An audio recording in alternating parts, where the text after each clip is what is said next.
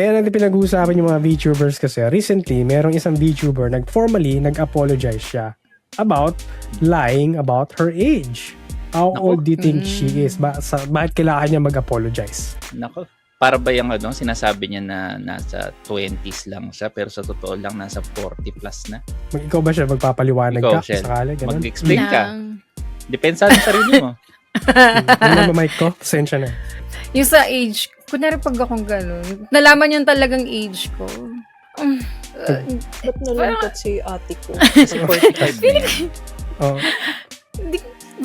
Mag-apologize. Kung may mga talaga, naapektuhan siguro na fan. Parang siguro kasi kunyari, kung super layo ng age gap na sinabi ko, kunyari, siguro sinabi kong like 18 na ako, pero yung pala nasa 40s pero kay na. VTuber? Kung sobrang may mga naapektuhan, sa akin na yung take ko dito, kung may mga naapektuhan talaga na fans, well, I'll apologize. Kasi yun nga, syempre yung expectation nila, you're young, you're ganito. Kasi nga, VTuber. You're fresh. Nadox ka, nasa 40s, 50s ka na pala, mga ganun. So, I'll apologize. Nasa chiropractor ka, bang ano. Pero, yan, himayin natin yung information in regards dito kasi. So, according sa website na Automaton, si Hiroko, recently nag-issue nga siya ng apology for misinterpreting yung kanyang age.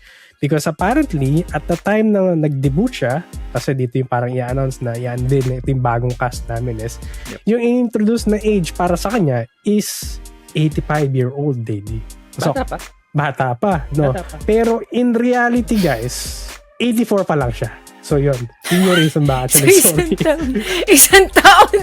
Wait, is this for real? Like 1 year difference? Really? Huh? Apparently. Pero yan, in-introduce siyang 85 years old. Then, nag-sorry Pero siya. 84 talaga siya. 84 pa lang ako eh. Pasensya na, guys. My gosh. Ang weird naman na tao. Ba't pabaliktad? I was expecting na parang mas bata, tapos parang, ma-older. Pala, it's the other way around. Parang mas bata pa siya sa Just 1 year. Tapos 1 year lang yung difference. Kaya nga. What? Ba't siya magpapasorry doon? Buti nga nag-apologize pa eh. Kasi may mga tao dito, pagdating ng 40, hindi na binibilang yung edad eh. Sige na. Okay na tayo. Kota na. Pero inote lang natin na si Hiroko, original member siya viral group na senior citizen na tinatawag din ng VTuber project na Metabachan. Metabachan! Yeah. So, merong VTuber group na para sa elderly, basically.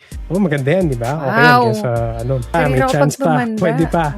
Pwede ka mag-Metabachan dito sa Pilipinas. Anong pwedeng ito? Metabachan. Parang mali yung pagka... Hindi. Yung sounds pagka... sa Pilipinas Metabachan. Sa Pilipino na Kapampangan no? Hindi Wait, I have may question lang ako, boss. So wait, 85 years old talaga siya in real life or character niya lang? 85 years old talaga siya in real life. Galing no? Di ba? Galing. Ang galing. VTube. Mga Japanese talaga kakaiba sila, nakakabilib. Bakit daw lumabas na 85 years old? Kasi yung management group niya wanted to be nice basically. Ni-round up yung number niya kasi magbe-birthday naman daw siya malapit na ilang buwan na lang mag-85 na rin siya Kaya ginawa nila na 85 years old instead of 84.5 or something. And additionally, as of this writing, currently si Hiroko is 87 years old na and nag-VTuber pa rin siya. Yeah. And then nagpe-prepare na siyang i-celebrate ang kanyang 88th birthday. Debut! Again. So, VTubing nga rin, pwede, not bad no? Debut na siya. So, sayang hindi yung avatar nila hindi nire-represent yung actual age nila. Yung Kasi mas feeling ko mas entertaining yun, yung ganon. Oo. And then paano kaya? Tsaka Go. Tsaka diba yung sinabi ko kanina, like being a VTuber is parang a way of expressing yourself, diba? True. Paano kung gusto niya yung ganyan? I want to look like a pink-haired anime. My younger self, ganon. With pink hair. Yes.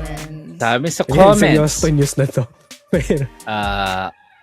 Saan ba? Sabi ni Bear Brand Milky Way, that's actually concerned. Si Kanike. Hindi si Kanike. Ay, kala ko napalitan na si Tita Shea. Tapos, It depends with their purpose, sabi ni Bear Brand Milky Way. Sabi ni Miltonius, VaniTuber, VTuber daw. So pagka Uy, galing ah. Ano, Oo nga, no? meron ka na daw Pwede. bago, ano. Tapos si Pwede. Avian, si Asmon nga, di naliligo. Yes, di siya naliligo. Power Naliligo Ranger, siya dapat. every week. Every week ba? Di ba once a month? Hindi, every week ang last na narinig ko eh. Ano, once a month. May improvement Yan. na, no? May improvement. Si Avian, sabi niya, I think Ay. it's not the age, but the lie. Uy, lalim. It's not the age, it's the lie. Tapos si Bear Brand Milky Way, ako si Doggy, early days niya sa streaming, aso lang yung avatar niya sa stream. Si Miltonius, Oo nga, no? the agency that she worked with likes her to be aged 85 because it sounds good daw. Yung Japanese ng parang malapit doon. Avian, puro elderly na kasi Japanese kaya may audience. Well, That makes may sense. point Yun ba yun? doon. Totoo. Sabagay, oo. oo, yung population nila eh. Diba? Oo, tama. May ano nga That makes siya. sense. May market, may ano din. Curious ako kung yung audience nga niya is yung mga kaedad din niya yung out of Kung majority ba kaedad niya Ah, or outside of the age maimbestigahan nga, mag-Google Translate nga yung mga comments nito para ma-check natin. Yes, and that's all our topics for today. So kung meron po kayong topic suggestion, feel free to leave comments sa mga platforms na makikita nyo po kami. Ayan, and shout out sa mga sumusunod. Ayan. Oh my gunay. So, shout out sa mga recent followers natin na sila Charles Warfoods, Gamer Kaloy, Salamat sa Beach, Rushi, and then Hydrate, sabi ni Bear Milky Way, Yes. Miltonius, Bear Brand Milky Way, Scare Me, Rio Activist, Pyro, Aoy No Ken, Purge TV Gaming, Opter Ken, Benjo, Redron, Edge Studios, and then salamat din sa mga chatters natin na sila GM Shadow Games, and then yung mga nag-follow din na chatters, and then sila antagonize yun, na dumalaw sila. Si Kuma March, si Ken Puccino, sino pa yung mga maaga kanina, hindi ko na, Power Ranger, Si Shadow. yeah, si JM Shadow Games yun. If may Si na-miss man antagonize. ako, ayun, Avian to N, Avian times 2. If may na-miss man ako, babawi ako next year. Next year. Next year na. Ah, Ayun, Vinster Bro, salamat sa palaging panonood. Yan, pag pinapanood niyo yung podcast natin. At nakita ko yung warp natin sa Spotify sa mga 40 plus na nag-top ng podcast po namin. Kung mapapanood nyo man po to, maraming salamat talaga sa pag-support. At sana dumami pa nga tayo next year. Ayun. Grabe. And, ayun nga, maraming salamat din sa mga nanonood sa Facebook Live ko and sa nagbigay ng stars kanina. Thank you so much po. Ayun. So, kung gusto nyo po kaming supportahan, tulad ng pagsuporta ng mga sumusuporta sa amin, you can follow, like, comment, subscribe, of course, sa mga platforms na makikita nyo po kami. Of course, sasabihin ko na dahil last episode na to for this year, makikita nyo po kami sa YouTube, sa Spotify, of course, sa Facebook, sa TikTok, sa Twitch, sa IG, sa X. Ano pa ba, hindi ko nasabi zero. Basta check nyo na lang po. Just search for bahay Pinoy. nila, Shell. Yun. Just- Punta siya sa bahay. Sa kanto. Baka niya siya doon. Pinoy. Just search for Panaginip Pinoy nyo. Gamer or PinoyGamer.ph.